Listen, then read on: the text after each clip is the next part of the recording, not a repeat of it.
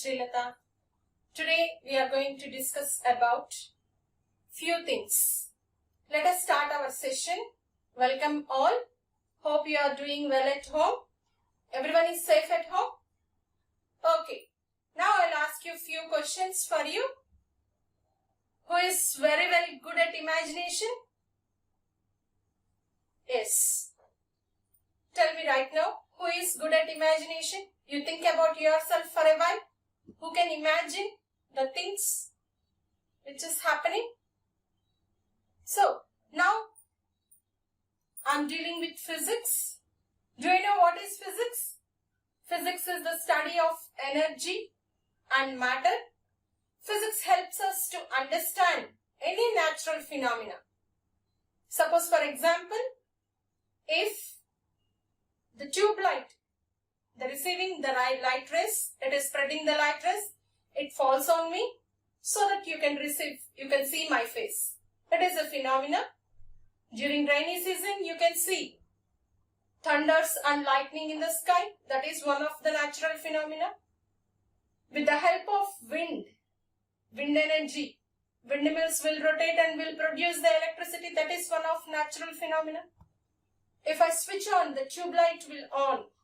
It takes the help of electricity and it gives light energy for us. It is one type of natural phenomena.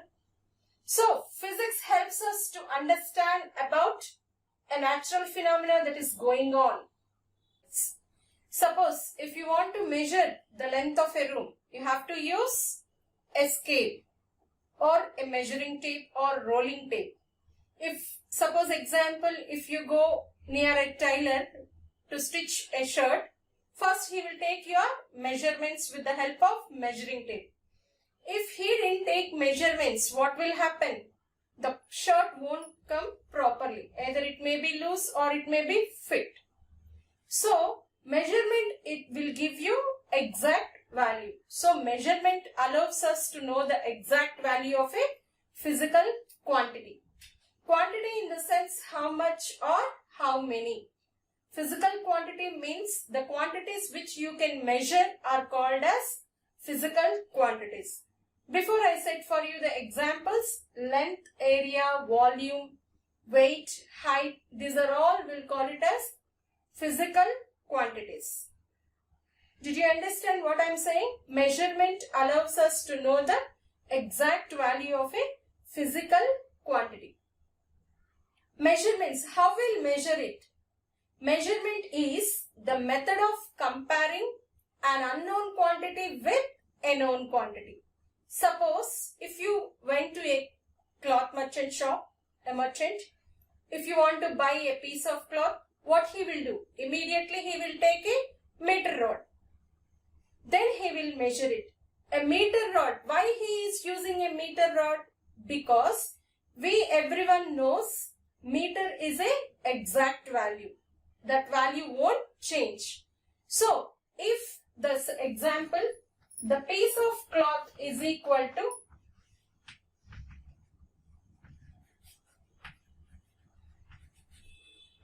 12 meters. What is the meaning of piece of cloth is equal to 12 meters? 12 times he measured with meter rod. Meter rod in the sense its value is 1 meter. So he measured 12 times the piece of cloth. Here what is unknown quantity? Unknown quantity is piece of cloth. We don't know how much the piece of cloth. What we know, a fixed quantity, a known fixed quantity is meter. So, measurement is the method of comparing unknown quantity with known fixed quantity. Here, unknown quantity is piece of cloth and the known fixed quantity is meter. And this known fixed quantity, we'll call it as unit. What is that? We'll call it as unit. The known fixed quantity is called as unit. If you observe carefully the measured value, I said 12 meters. This measured value consists of two parts. One is number and the other is unit. One is number and the other one is unit. Did you understand? Measured value consists of two parts. One is number and the unit. In this example, 12 is the number, meter is the unit.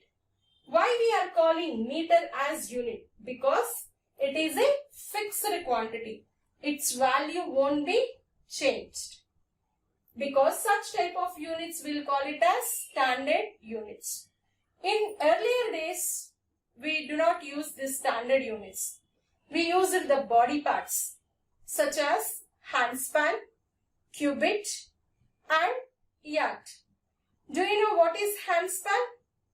The distance between thumb finger and little finger is called as handspan, and the distance between tip of the middle finger to the elbow is called as cubit. So with this body parts, in earlier days, people used to measure the length. But why it is not a standard units, this body parts? Because different people have the sizes of different body parts. Will you agree for that one? Because if you measure your dining table with your handspan, it is entirely different for your father's handspan. If you get 4 handspan, your father may get 6 or 6.5 because his handspan is very big. So the sizes of the handspan and cubit are different. Because of this reason, we won't consider the body parts as a standard unit. So what we have to consider a standard unit? A standard unit means it doesn't change its value from person to person or from place to place. Now, this is 1 meter. 1 meter in the sense what? 100 centimeter. So, wherever you go, the value 1 meter is equal to 100 centimeter. This value won't change. So, we'll consider the 1 meter as a standard unit. If we want to measure the length, this we'll call it as SI unit. Right, children? Now, SI unit, suppose if you want to measure the distance between two cities, we'll express in kilometers. If I want to measure this piece of chalk, I have to express in centimeters. If you want to measure the thickness of a mobile, it is millimeters. So, based on the situation, you have to use the practical units. So, in this, along with the so many units are there to measure the length, but one unit only we'll consider as SI unit. SI in the sense, International System of Units. Why this International System of Units came? Before I said for you, different people have sizes of different, body parts of different sizes. So, people got confused to measure the length or weight, whatever it may be. Now, to overcome that confusion all over the world, scientists kept an international system of units. Okay, that system should be accepted by all over the world. So now wherever you go, 1 meter is equal to 100 centimeters. Now they will follow only this unit.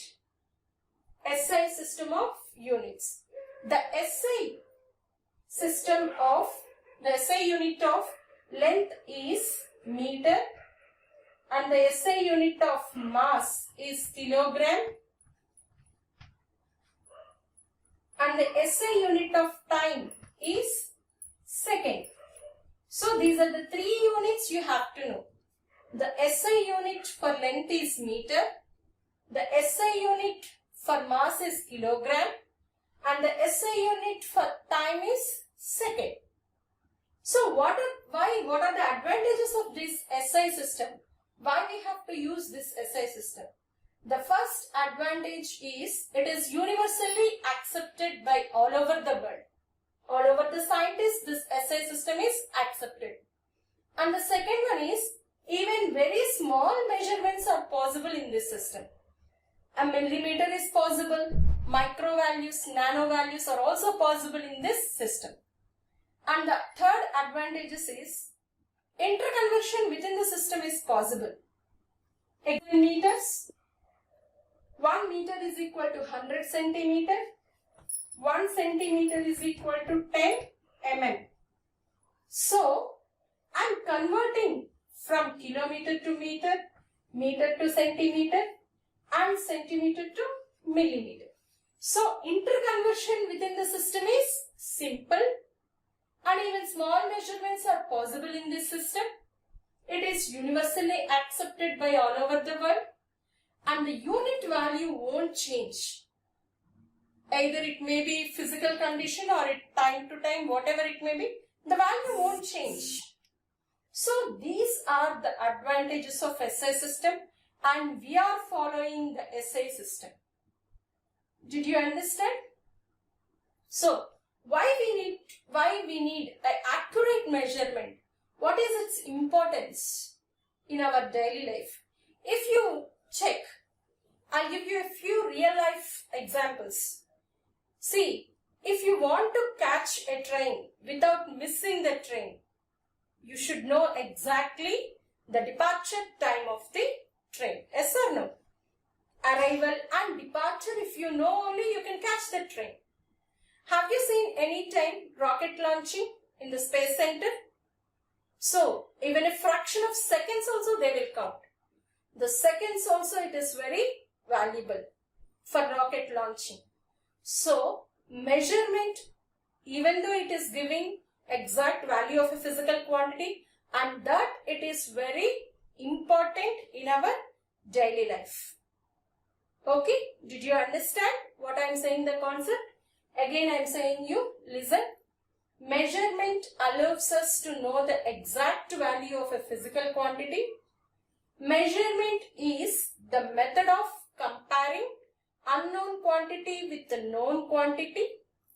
Unknown quantity is piece of cloth and the known quantity is meter. And the known fixed quantity is called as unit. A measured value consists of two parts, number and a unit. In ancient times, people used to have different body parts such as handspan, cubit and ad.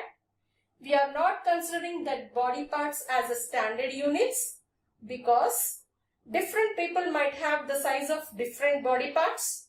So we won't consider a standard unit in the sense its value should not change from time to time or place to place. Then only we'll call it as a standard unit. To overcome this confusion, scientists from all over the world, they kept International System of Units, that is nothing but short form as SI. The SI unit for length is meter, and the SI unit for mass is kilogram, and the SI unit for time is second. What are the advantages of the SI system?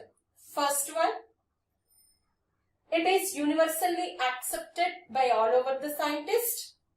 Second one, even very small measurements are possible in this system. Means micro values and nano values also we can calculate. Interconversion within the system. 1 kilometer is equal to 1000 meters. So, we can convert easily kilometers to meter, meters to centimeter, and centimeter to millimeter. And the unit value doesn't change from place to place. These are the advantages of the SI system. So now we are following the SI system of units in the world. And need for accurate measurement, why we have to use a measurement? Because it will give you exact value. And I said for you the few real life examples. I hope you understood the class. Okay, thank you.